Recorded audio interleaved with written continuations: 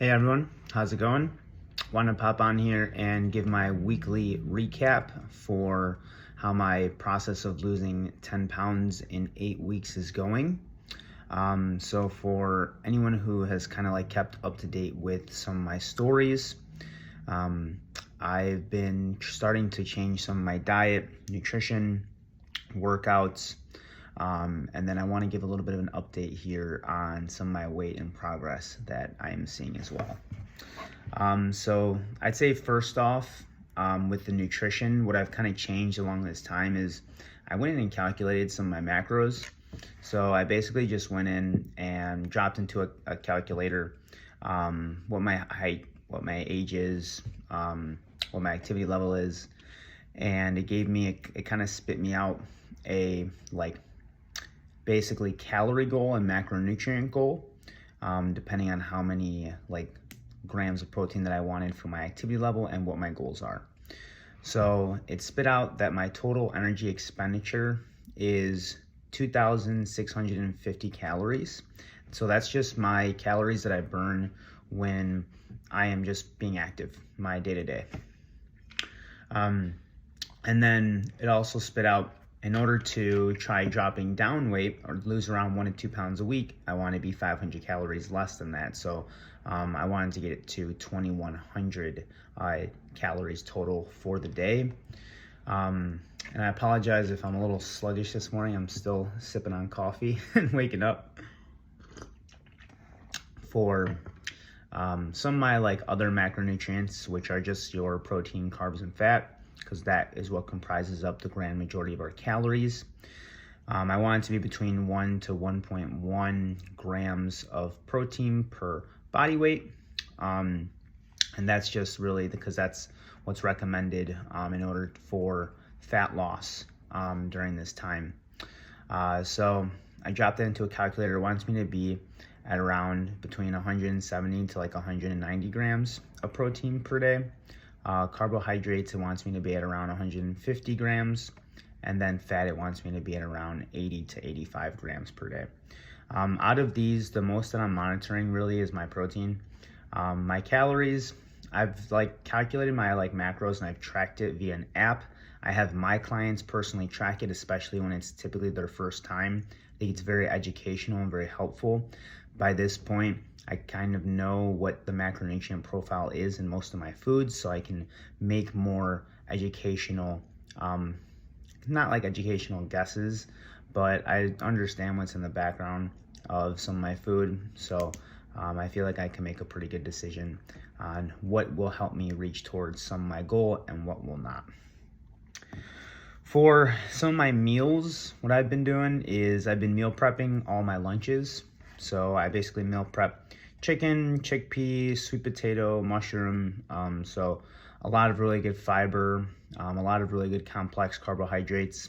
I was doing more simple carbohydrates before, more things like grains and pastas and stuff like that. Now I've switched towards more complex carbohydrates, like my complex starches, like my sweet potatoes, some of my mushrooms, chickpea, which is a wonderful lentil, or a wonderful legume. So I've been doing that for my lunches.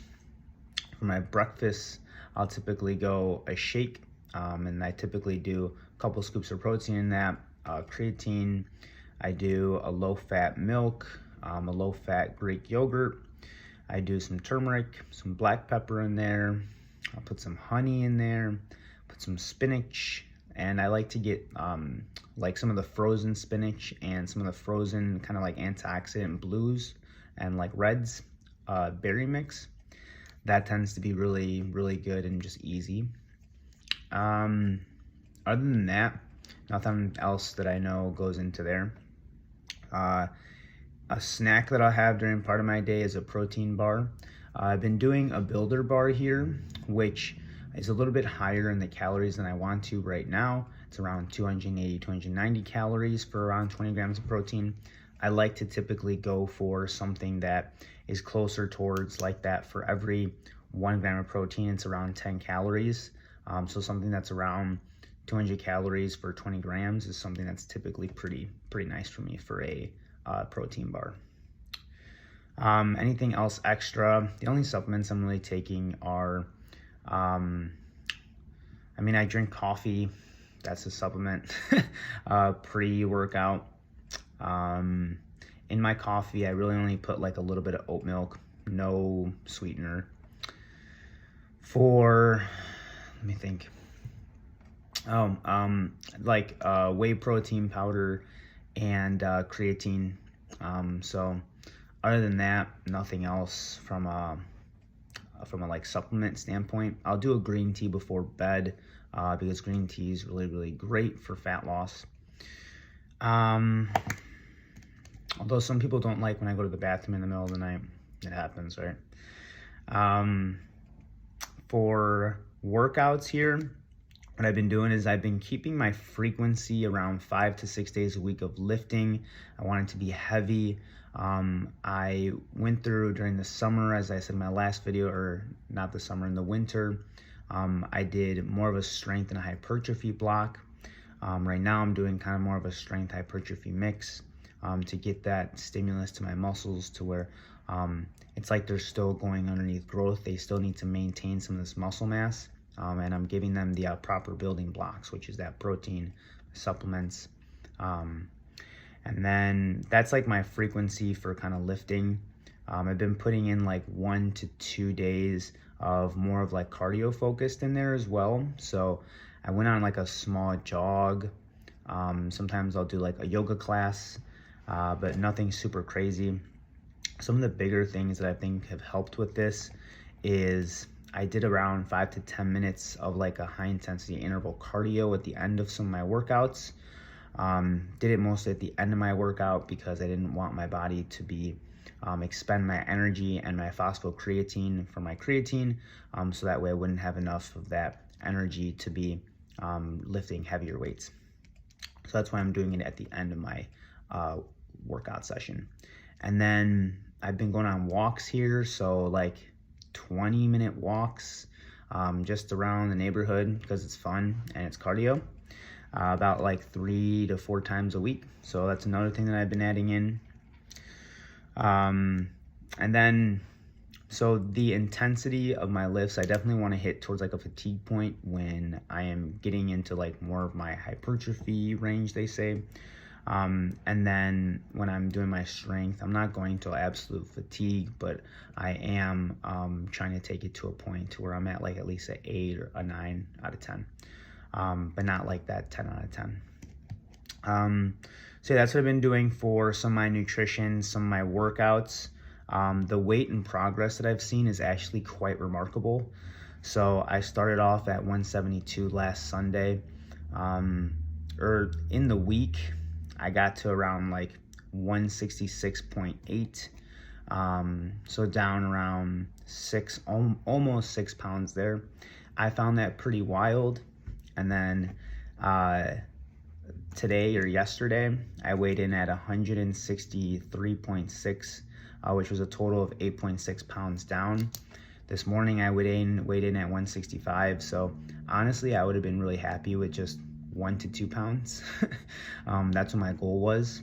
I've obviously had like either more just kind of like waste or more water, more fat, and kind of that, I think that change that I just went under, really, my body really took to it.